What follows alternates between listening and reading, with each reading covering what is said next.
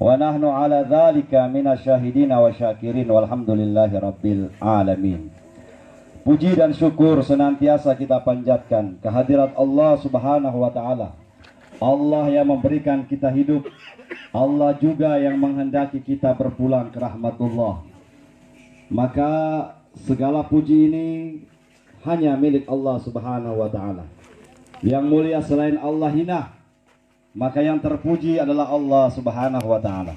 Salawat beserta salam ke hadirat Nabi kita, penghulu kita, suri teladan kita, Nabi besar Muhammad sallallahu alaihi wasallam beserta keluarganya yang disucikan Allah, para sahabatnya yang disayang Allah, langsung kepada kita umatnya yang dirindukan oleh Rasulullah sallallahu alaihi wasallam.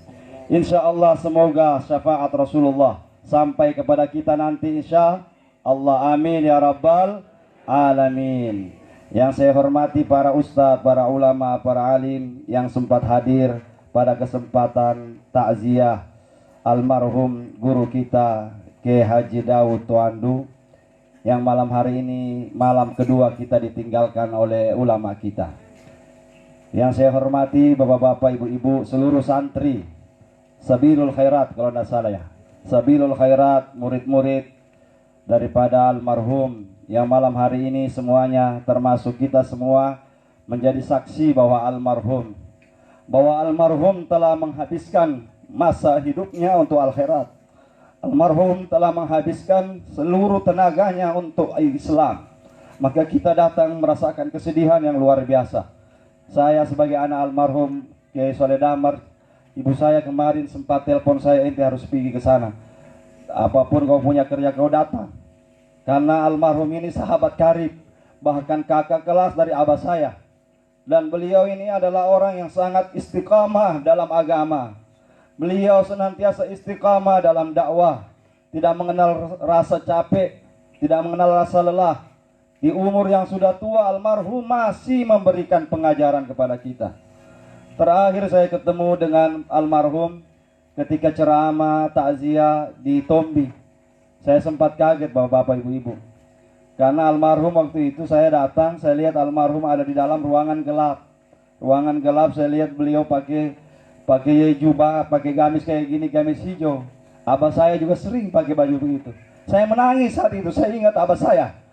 Maka oleh karenanya kepergian almarhum hari ini memberi inspirasi bagi kita untuk kembali menggairahkan dakwah ini, untuk kembali menggairahkan akhirat, untuk kembali memperjuangkan apa yang telah diperjuangkan oleh almarhum. Maka marilah bersama-sama kita di tempat ini. Allah Subhanahu wa taala sudah mengatakan dalam Al-Qur'an yang saya bacakan tadi, a'udzubillahi minasyaitonir rajim. Bismillahirrahmanirrahim. Innama yakhsyallaha min ibadihil ulama.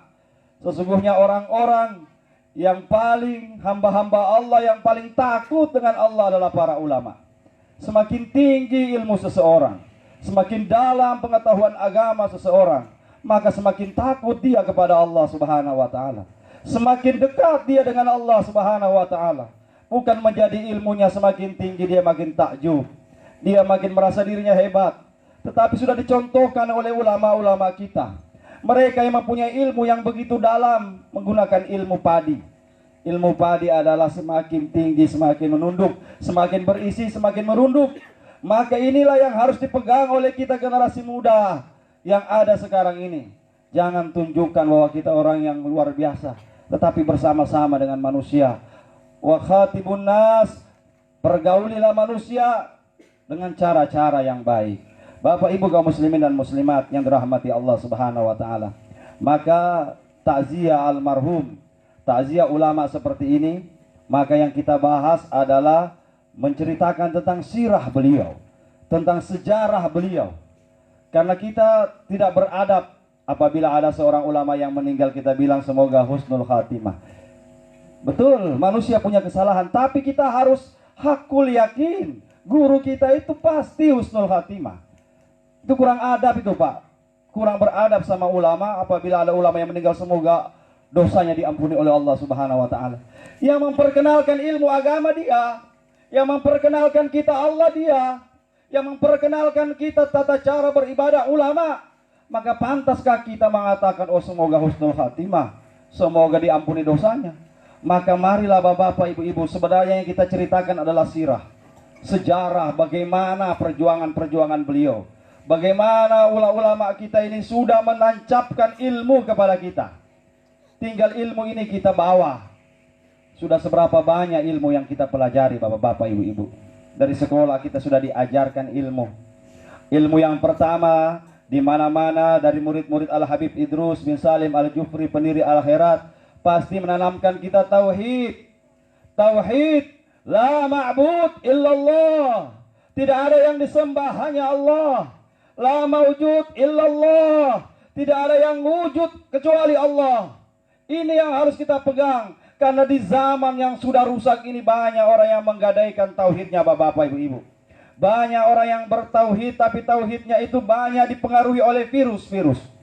Bukan cuma virus corona sekarang, Pak. Hati-hati, saya sampaikan kepada Abnaul Khairat. Sekarang ini virus-virus pemikiran sudah mulai masuk di otak-otak para Abnaul Khairat. Maka di mana-mana kita mau luruskan. Kita ini Al Khairat berakidah Ahlus Sunnah wal Jamaah. Dalam tauhid kita ini memegang tauhid, kita punya isrina sifat. Guru-guru kita sudah ajarkan, Allah punya isrina sifat. Allah punya 20 sifat. Allah wujud, qidam, baqa, mukhalafatul lil hawadats, qiyamu binafsih, wahdaniyat, qudrat, iradat, ilmul hayat, sama, basar, kalam, qadiran, muridan, aliman, hayyan, sami'an, basiran, mutakalliman. Ini harus ditanam dalam hati kita, ditanam ke generasi muda kita. Karena sekarang sudah tauhid sudah mulai banyak yang rusak bapak-bapak, ibu-ibu. Rusak dari dalam umat Islam itu sendiri. Kita berpaham tauhid Asy'ariyah.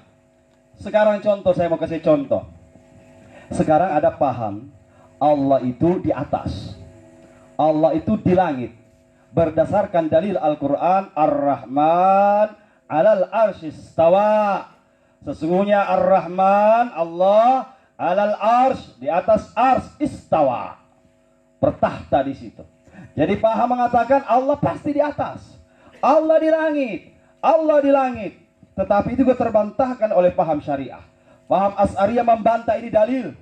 Mereka membantah dengan dalil, ada ayat juga dalam Al-Quran yang mengatakan, ketika Nabi Ibrahim mengatakan dalam Al-Quran, "Falyadhabu idhaba," saya akan pergi, kata Ibrahim, "ila rabbi sayahdin," kepada Tuhanku yang akan memberikan saya petunjuk.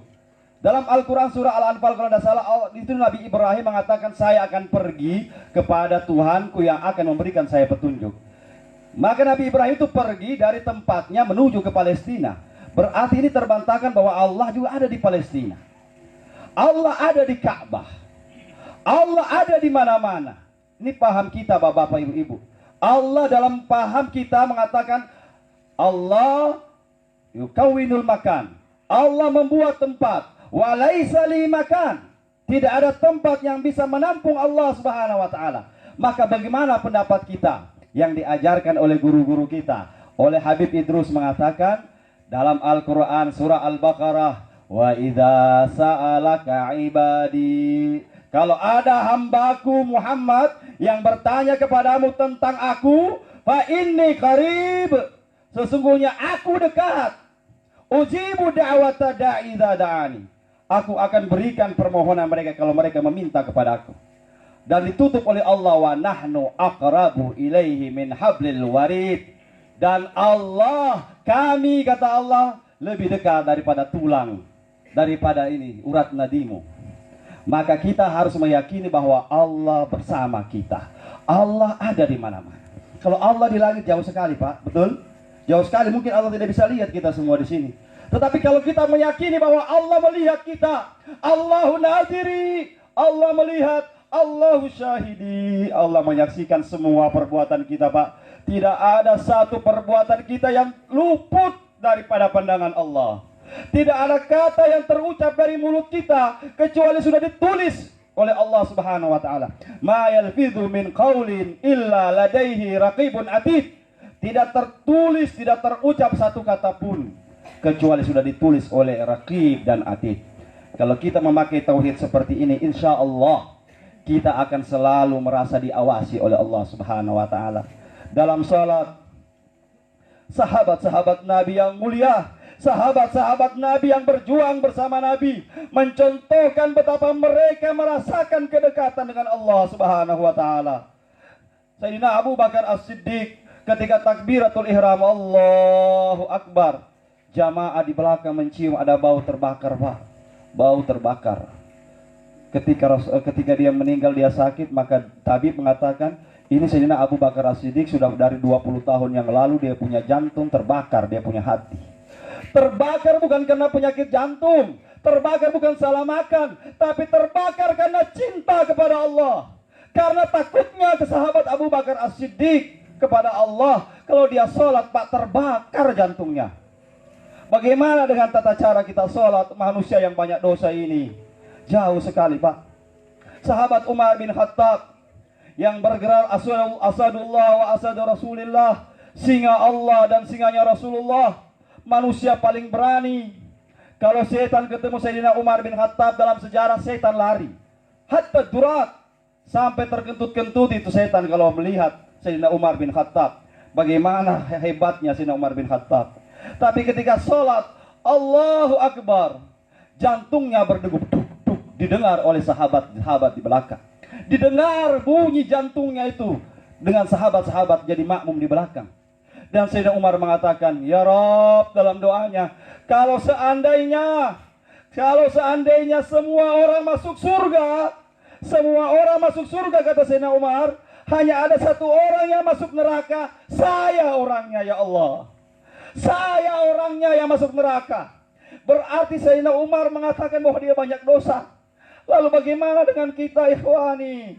Bagaimana dengan kita kaum muslimin merasa suci?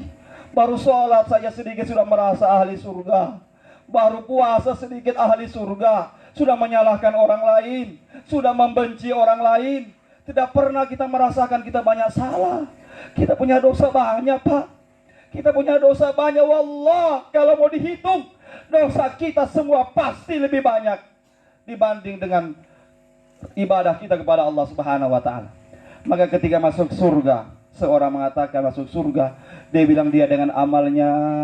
Maka kata Allah, kau mau andalkan amalmu, wahai ibadallah, timbang wahai malaikat, timbang amalnya dengan sebiji mata yang aku berikan sama dia.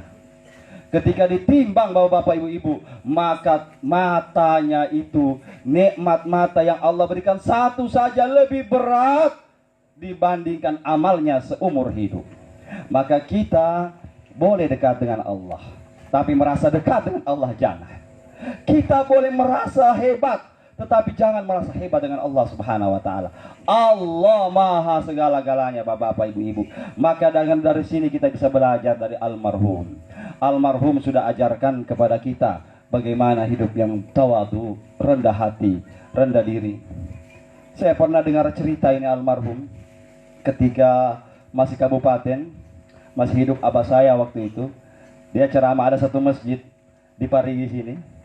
Di bagian Parigi satu masjid, di situ kalau ceramah 5 menit saja.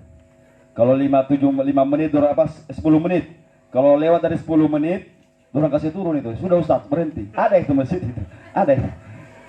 Hanya ini Pak Kiai yang masuk. Jadi orang-orang dai-dai muda tidak berani masuk. Jadi Abah bilang nanti kasih Pak Kiai Daud dari Abi Babo yang masuk situ. Masuk. Kemudian dia bagi, Assalamualaikum warahmatullah. Masih hamdalah sudah 5 menit. Belum masih hamdalah sudah 5 menit. Jadi dia bilang bagaimana? Saya mau berhenti atau bagaimana ini? Karena di sini saya dengar tidak boleh ceramah terlalu lama. Masya Allah, orang tidak tahu siapa beliau ini.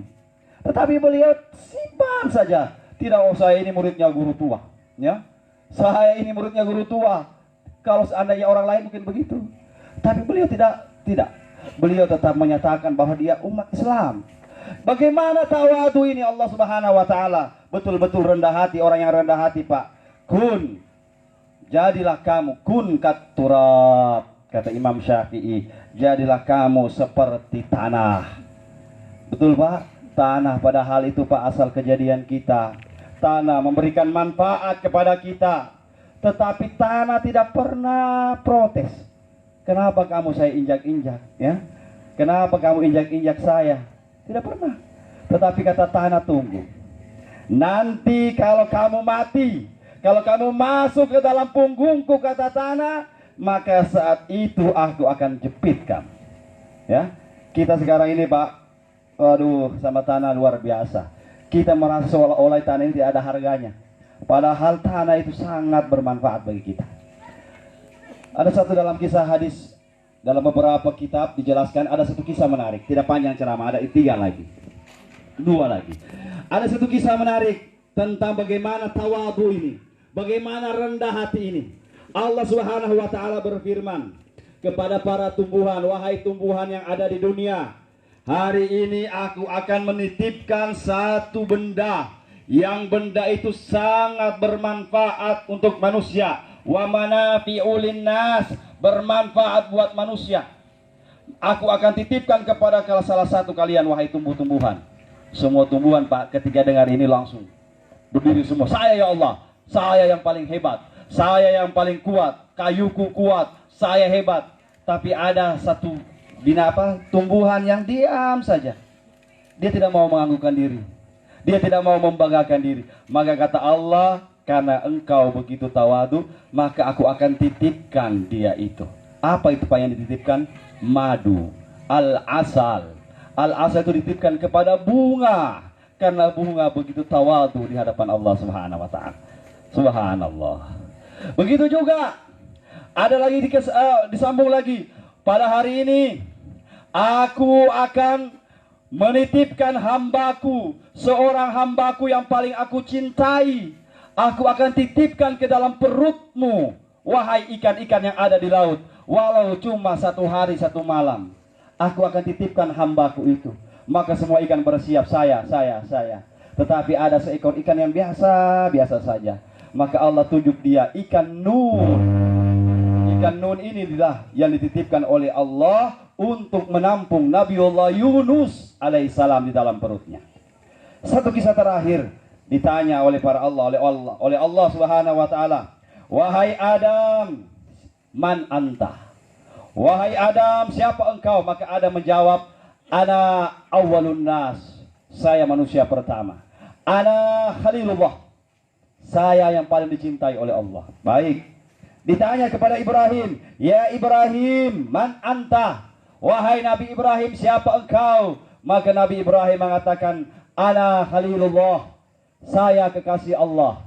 Kalau teman-teman Kristen mengatakan haleluya, ya. Kalau mereka haleluya, kita khalilullah, kekasih Allah. Ditanya kepada Nabi Isa, Nabi Musa, man anta ya Musa? Maka Musa menjawab, ana kalimullah, saya manusia yang bisa bercakap-cakap dengan Allah. Hanya saya, kata Nabi Musa. Nabi Musa itu Pak bercakap-cakap dengan Allah, tapi tidak ada gambar. Sama dengar radio, tidak ada gambar, cuma dengar suara. Nabi Musa, ana kalimullah. Tanya kepada Nabi Isa, man anta ya Isa? Siapa engkau wahai Isa? Ana ruhullah, saya ruh Allah. Tetapi ketika pertanyaan kepada terakhir kepada Nabi Muhammad, man anta ya Muhammad? Siapa engkau ya Muhammad? Nabi menjawab, anal yatim, saya tidak apa-apa ya Allah. Saya bukan kekasihmu ya Allah, bukan ini, tapi saya yatim ya Allah. Saya hanya anak yatim ya Allah. Karena tawadhu'nya Nabi Muhammad, maka ketika itulah Allah mengangkat, mulai hari ini engkau adalah Sayyidul Anbiya'i wal Mursalin, pemimpinnya para nabi dan para rasul. Jadi mudah-mudahanlah sifat tawadhu ini, mudah-mudahanlah kita miliki. Tetapi tawadhu bukan berarti kita rendah hati, tidak boleh nampak, tidak. Tawadhu artinya benar-benar menjalankan syariat Allah. Kemudian kita menganggapan bahwa manusia itu sama dengan kita. Ya, kalau kita punya sifat begini, insya Allah kita berdakwah Pak. Kalau ada manusia yang masih nakal, manusia yang masih minuman keras, kita tidak merasa lebih hebat dari mereka, tapi kita dakwahi mereka. Inilah al-khairat. Al-khairat, dakwah, sosial, pendidikan. Ya, jadi di mana-mana itu berdakwah. Tetapi dakwah harus ditunjang dengan pendidikan. Ya, maka sekolah-sekolah harus hidup, majelis-majelis taklim harus hidup, ibtidaiyah harus hidup. Bagaimana mau berdakwah kalau tidak ada ilmu? Bahkan dikatakan maka ilmu ini penting sekali. Al-Habib Idrus guru tua, guru kita, guru besar kita, beliau pernah ditanya oleh ulama-ulama, ya Habib Idrus, engkau kan orang yang banyak ilmu, bahrul ulum, engkau ini al-alimul allama. Habib Idrus itu alim, allama lagi. Alimnya orang alim maksudnya. Gurunya orang alim itu aslinya allama. Al-alimul allama. Wal bahrul fahama. Bahrul fahama itu artinya lautan pemahaman. Ini yang susah, Pak. Kalau cuma ilmu, banyak orang berilmu. Tetapi memahami setiap kejadian-kejadian yang terjadi, tidak semua orang bisa. Memahami apa maunya Allah, tidak semua orang bisa. Banyak yang hafal Al-Quran 30 juz.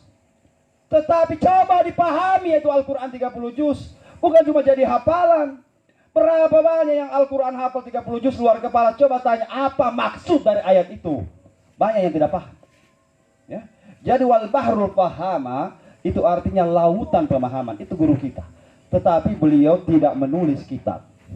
Tidak menulis kitab. Adalah syair-syairnya yang dia tulis. Tapi kitab khusus tidak ada. Ditanya oleh ulama-ulama. Ya Habib Idrus, kenapa tidak tulis kitab? Maka beliau mengatakan, kitab saya itulah murid-muridku. Kitabku itulah yang berjalan-jalan berceramah di mana-mana. Maka kita ini adalah kitabnya guru tua. Kita ini adalah hasil karya dari beliau. Maka mudah-mudahan kita tingkatkan ilmu pengetahuan kita. Ilmu yang mana? Ya Bu, ilmu banyak. Tetapi yang diminta kita mempelajari pertama. Dalam kitab Zubat dijelaskan awwalu ma'alal insan ma'rifatul ilahi bil itqan. Yang pertama-tama pelajaran bagi seorang muslim itu adalah ma'rifatul ilah. Dia harus tahu ilahnya. Dia harus tahu Tuhannya bil itqan, dengan penuh keyakinan. Maka kita diajarkan ilmu tauhid. Yang kedua, yang menjadi andalan kita adalah ilmu fikih.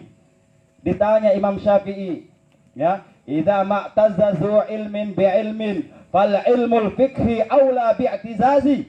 Kalau mau disandingkan semua ilmu ini, kata Imam Syafi'i, maka ilmu fikhi lebih pantas untuk diunggulkan.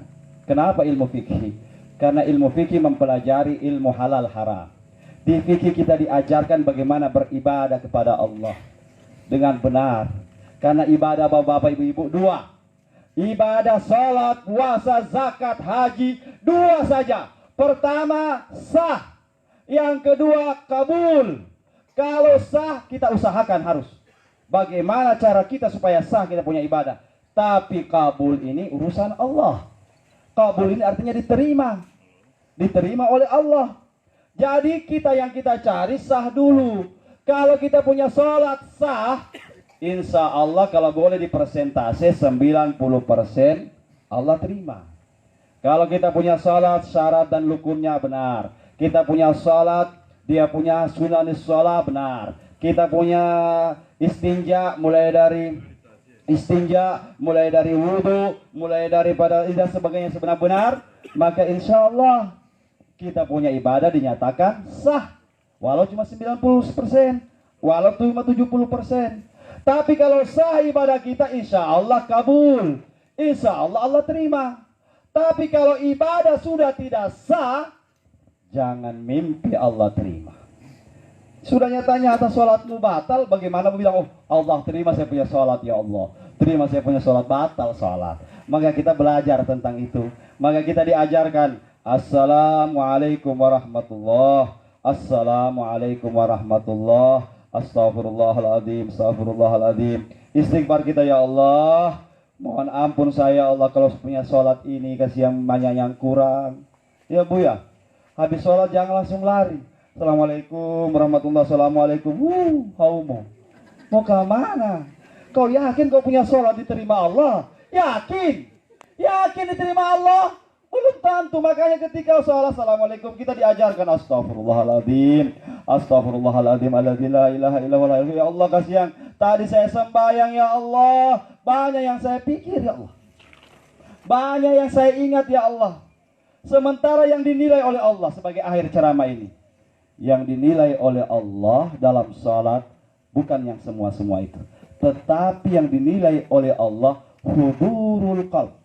Hadirnya hati kita mengingat Allah. Sebanyak apa kita punya hati mengingat Allah, sebanyak itu kita punya khusyuk sama Allah. Maka khusyuk pertama, sukunul a'dha. Khusyuk itu salat adalah pertama sukun. Dari kata sakana yaskunu, sukun. Kita harus diam. Tidak banyak bergerak-bergerak, ya. Kalau ada orang salat sudah banyak bergerak-bergerak, ya. Tapi ada yang bilang, Ustaz, ada itu sana Ustaz wali-wali, wali Allah, dia bilang kalau salat begini. Allah Akbar. Sampai iya itu wali. Mungkin adalah. Kan kita ini bukan wali. Kita ini kan wali-wali daya. Wali murid paling banyak. Dia mau ikut juga gayanya wali sembahyang. Allah Akbar. Ya, garu-garu begini. Iya. Tidak usah ente ikut. Ya ente ikut syariat itu. Kalau mereka seperti itu ya, mereka punya tingkatan bukan dengan kita, Pak. Ya. Ada satu kisah, mungkin kalau bapak-bapak tidak percaya, ada satu kisah di sana di Jawa. Al Habib Abdullah Gresik itu beliau salat, Allahu Akbar, jamaah di belakang. Pada saat ruku, sujud, tidak bangun-bangun. Jamaah bilang, mana aduh semua patah belakang. Tidak ada ini mau bangun-bangun. Begitu ada satu orang yang sempat buka mata, rupanya sana Habib makan cendol di sebelah sana. Makan cendol, itu jamaah ada tinggal di belakang. Kamu bikin apa itu? Ya, baru kita bilang tidak sah, belum tentu. Kita punya tingkatan lain, Pak. Sekarang kita pakai standar agama sukunul a'dha. Kita harus baru kita sukunul a'dha. Kemudian yang kedua yang disebut khusyuk itu tadi itu hudurul qalb. Tafahumul qiraah. Sebelum hudurul qalb, tafahumul qiraah, kita harus tahu apa yang kita baca. Minimal Al-Fatihah. Maka Al-Fatihah itu kalau dalam rukun salat kan 13, dibagi 4, rukun qauli, rukun fi'li, rukun qalbi, rukun ma'nawi. Ini Al-Fatihah rukun qauli, Pak.